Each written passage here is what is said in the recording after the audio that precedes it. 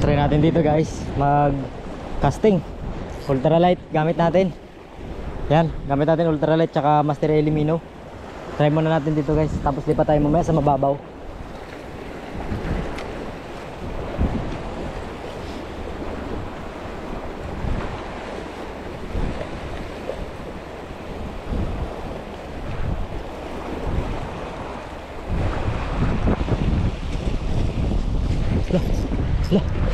Ala, laki. Laki. Laka. Luwagan lang natin guys.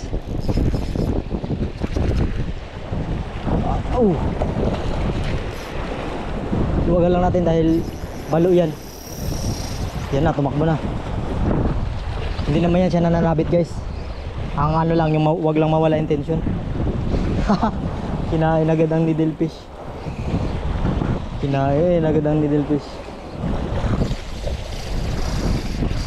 Wala, gabak tumbling guys. Nagabak tumbling siya.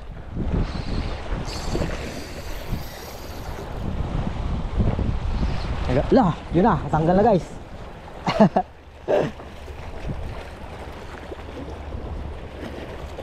Wala rin talaga niya inabot yung kan. Wala niya rin inabot yung line. Nanok lang talaga guys. So dito tayo ngayon guys ha. Medyo malapit lang na spot guys dahil ano kasi ngayon, malalaki pa yung alon, tsaka may bagyo pa kasi, kaya hindi pa tayo makapag tayo sa medyo maganda-gandang spot. So okay rin naman dito guys, may kumakain din naman. So try lang natin guys. Ayan, medyo maalon. So hopefully makahuli tayo ng malaki sa mababaw guys. Dito yan, baka dito yung mga isda. Walang kumakain doon sa malalim, mga needlefish lang. So baka dito makachamba tayo dito ng mga isdang bato. Wala isda guys, oh. Isda. Oh, lumabas. Sayang. Nahibasan siya dito guys. Triple tail wrasse. Try natin dito.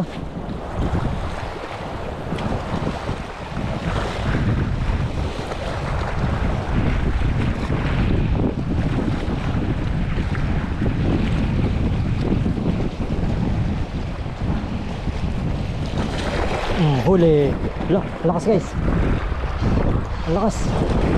Emperor fish. Sabi ko na dito sila sa malalim, mababaw eh. Dito sila sa mababaw guys.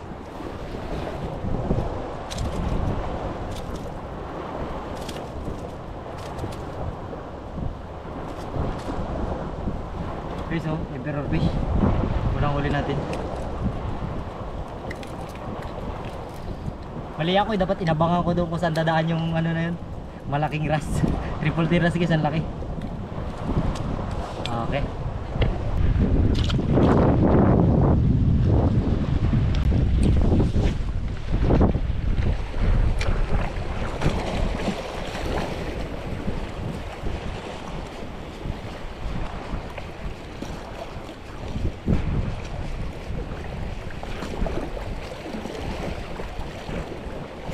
Fish on guys.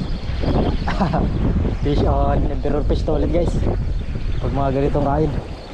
Ay hindi, bangkilan guys, tas fish. Ang gandang isda to guys. Maganda-gandang isda ito.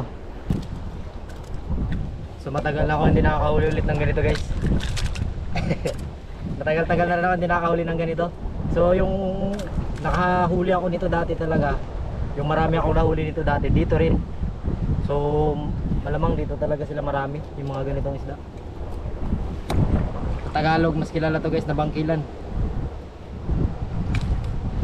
Mas kilala to siya sa tawag na bangkilan, or sa English tuskfish. Yung mga bumabasag ng kwan, yung mga bumabasag ng shells. Ito yun, nabasag na yung mga shells. Pangilan guys, kaya laki ng pangil. Pag kinagat ka yan, pangil ka talaga yan. Tinamahan niya yung line guys.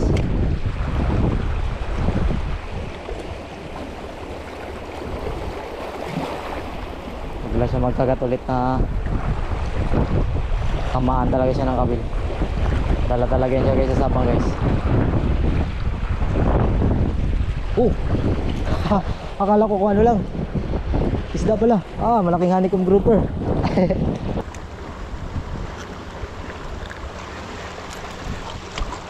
Honeycomb grouper.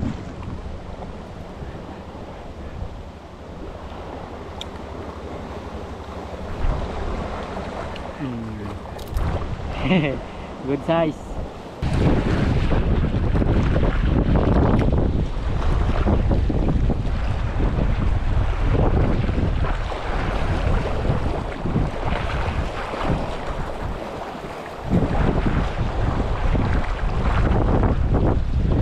Oh, fish on guys. Lakas. Snapper. Gold. Gold na snapper.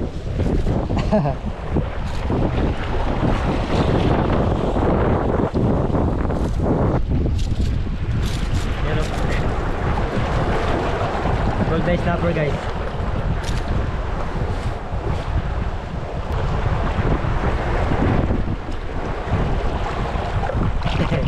Maulam rin talaga guys.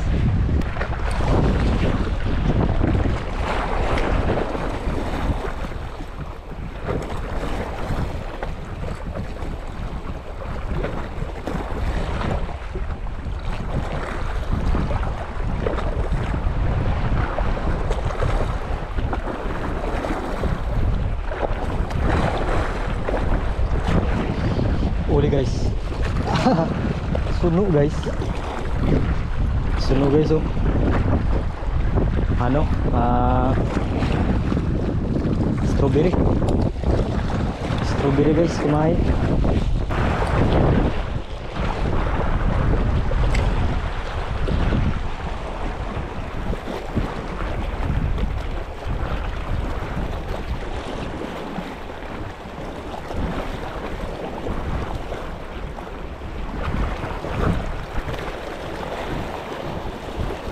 Yung fish on guys.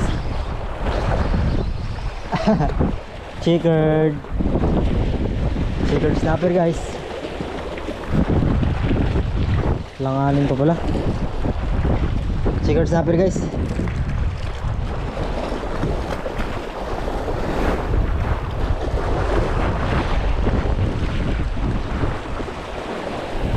Bitawan ko na lang to guys, parang alanganin pa pala to.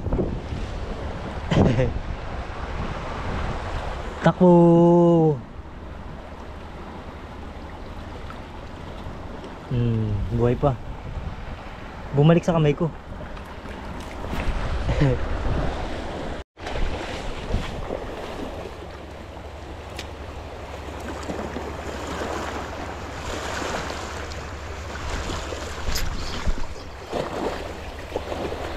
Fish on guys. Fish on. Uy, bangkilan ulit. Bangkilan ulit guys oh. Sabi ko na maraming bangkilan eh.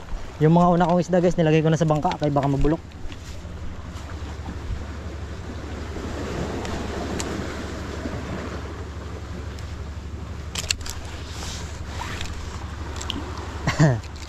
Yan.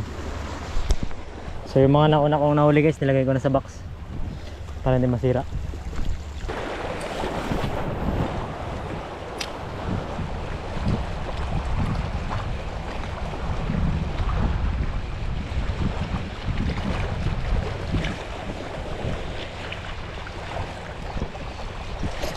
Huli.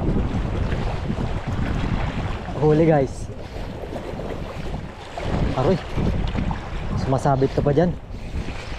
Sumasabit ka pa dyan. Sabi ko na eh. May mga kanuping yan eh. Dali na naman guys. Saan yun? Dali na naman oh. Kanupings. Kanuping guys.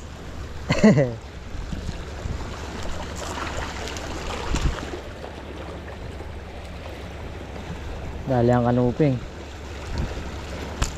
Hop.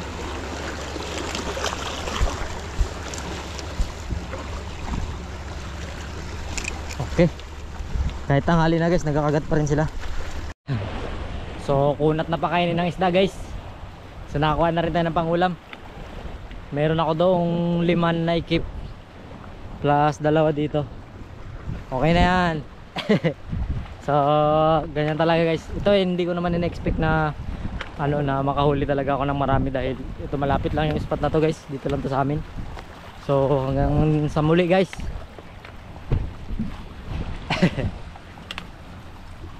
mahina yung spot na to kasi